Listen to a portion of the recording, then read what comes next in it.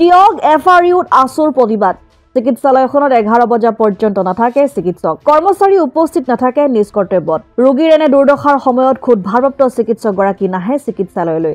আজিও ভাৰপ্ৰাপ্ত বিষয়াগৰাকী নিৰ্ধাৰিত সূচী অনুসৰি 8 বজাৰ পৰা কৰ্তব্যত উপস্থিত থাকিব লাগিছিল যদিও 12 বজা পৰ্যন্ত উপস্থিত নাই দৰব বেজি মজুত থকাৰ পিছতো ৰোগীক দিবলৈ এলাহ কৰ্মচাৰীৰ বৃহত্তৰ এই টিয়ক অঞ্চলৰ চিকিৎসা সেৱাৰ অন্যতম টিয়ক এফআৰইউৰ আন্তঃগাঁথনি আজিৰ তাৰিখত জহি খহি গৈছে চকু চিকিৎসাৰ বাবে চিকিৎসকৰ ৰোগী চোৱা যি সময়সূচী সেয়া উপযুক্তভাৱে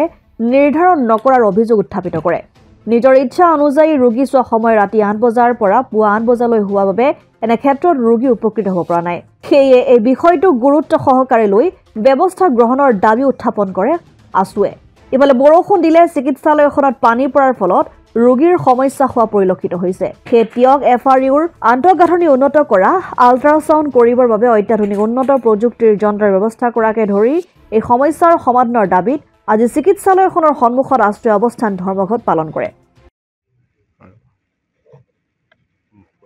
টিয়ক এফআৰইউত যিটো অৰাজক চলি আছে এই অৰাজক উৰ পেলাবৰ কাৰণে আজি টিয়ক আঞ্চলিক স্বাস্থ্য এক অৱস্থান ধৰ্মঘট কাৰ্যসূচী আমি জৰুৰীভাৱে ল'বলগীয়া হ'ল যোৱাকালি কুকুৰে খোৱা বেজি দিবৰ কাৰণে টিয়ক এফআৰইউত মানুহ নাই তেনেধৰণৰ দুৰ্ভাগ্যজনক ঘটনা হোৱাটো খুব লজ্জাজনক বিষয় অসমৰ মাননীয় মুখ্যমন্ত্ৰীগৰাকীৰ হাতত থকা স্বাস্থ্য বিভাগৰ যিটো অৰাজক সেই অৰাজকটো টিয়কত প্ৰমাণ কৰি দেখুৱালে যে কুকুৰে খোৱা এটা বেজি দিবৰ কাৰণে চিকিৎসক নাই আৰু যিগৰাকী ছুপাৰিণ্টেণ্ডেণ্টৰ দায়িত্বত আছে তেওঁ আজিৰ তাৰিখত তেওঁৰ ডিউটি আছে ছুপাৰিণ্টেণ্ডেণ্টে সদায় কিন্তু আজি দায়িত্বত থকাৰ পাছত তেওঁ টিয়ক এফআৰইউলৈ অহা নাই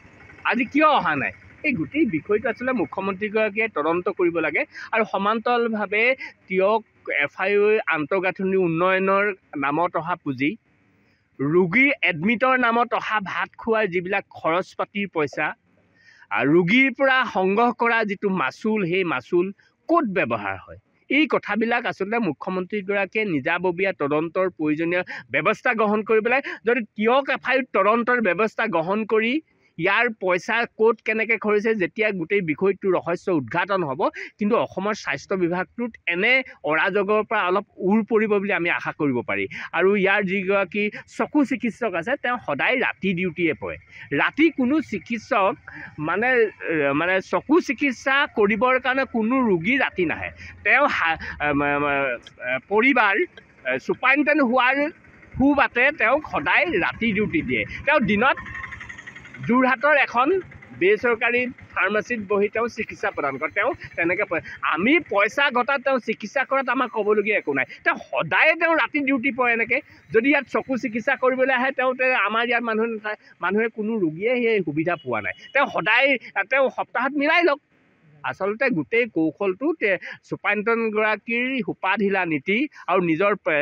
মানে স্বামী হোৱাৰ সুবাদত তেওঁ এনে কাম কৰি আছে আৰু গোটেই বিষয়টো মুখ্যমন্ত্ৰীগৰাকীয়ে এক উচ্চ পৰ্যায়ত তদন্ত কৰি প্ৰয়োজনীয় ব্যৱস্থা গ্ৰহণ কৰিব আৰু সমান্তৰালভাৱে যোৰহাটৰ যুটীয়া স্বাস্থ্য সঞ্চালকগৰাকীৰ যিটো ফোন নাম্বাৰ কোনেও নাপায় তেওঁ কাকো নাম্বাৰটো নিয়ে তেওঁ ব্যক্তিগত নাম সেইকাৰণে ভাবিছোঁ মুখ্যমন্ত্ৰীগৰাকীয়ে অসমৰ অন্য জইণ্ট ডাইৰেক্টৰ আমি যোৰহাটত বহু পাই গ'লোঁ তেওঁলোকে কিন্তু ৰাইজৰ দল সংগঠন বা সংবাদ মাধ্যমৰ প্ৰথমে তেওঁ ফোন নাম্বাৰ কিবা থাকিলে আপোনালোকে ক'ব কিন্তু আজিৰ তাৰিখত যোৰহাটৰ জইণ্ট ডাইৰেক্টৰ সেই ব্যৱস্থা নকৰে সেইকাৰণে মুখ্যমন্ত্ৰীগৰাকীয়ে স্বাস্থ্য বিভাগে যোৰহাটৰ এটা হেল্পলাইন খুলি দিয়ক অসম আদিত্য টিয়ক এনকেএছ হুণ্ডাইলৈ স্বাগতম নৰ্থ ইষ্টৰ প্ৰথম GDSI 2.0 ফিচাৰ্ছ ডিলাৰ হৈছে এনকেএছ হুণ্ডাই অত্যাধুনিক সা সুবিধাৰে তৈয়াৰী মষ্ট আপডেটেড হুণ্ডাই ডিলাৰ এতিয়া ডিব্ৰুগড়ত আমাৰ এনকেএছ হুণ্ডাই ডিলাৰত open sales consulted room customer ৰুমৰ লগতে